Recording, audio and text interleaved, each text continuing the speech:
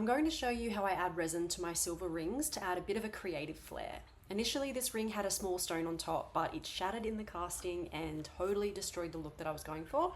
So I thought I'd get creative, and instead of melting the silver down and starting again, I thought I could salvage it by adding some fun colored resin to the design. For the heart ring, I used Ribtex resin, pigment powder, and this craft glitter confetti, and a toothpick. The pigment worked really well as a base color behind the confetti, but I'm not going to use the pigment in this ring in this video today. So 2 of my gemstones shattered in casting, and I'm going to replace the shattered stones with glitter and resin for a faux opal look.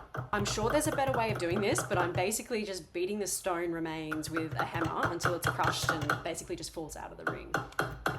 So once all of the stone is removed, I'm going to use my Dremel and my sanding barrel to smooth out the metal after beating it senselessly with the hammer.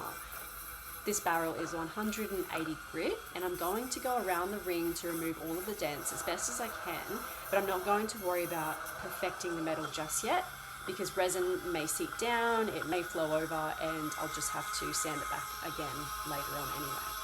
I'm using adhesive tape specifically for resin. The idea is to have the adhesive side come into contact with the resin, and I'm just going to wrap it around my mandrel so that the ring can sit over the top of it. Obviously, if you don't have a hole in your design like I do, you can skip this step. Now I'm going to take my UV resin, and you can use pigment powder if you wanted to add a splash of color to the base of the ring so that it's colored behind the glitter. But this design, I'm just going to use resin and the glitter confetti only. And now I'm going to apply a small droplet of resin just to one of the openings. And I'm just going to start sprinkling a small amount of glitter into the resin.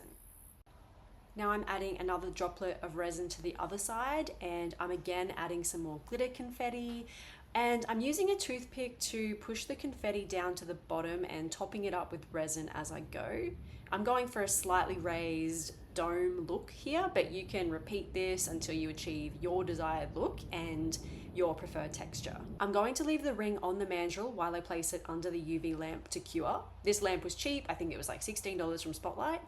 It only needs a couple of minutes, and of course that varies on how much resin you've used.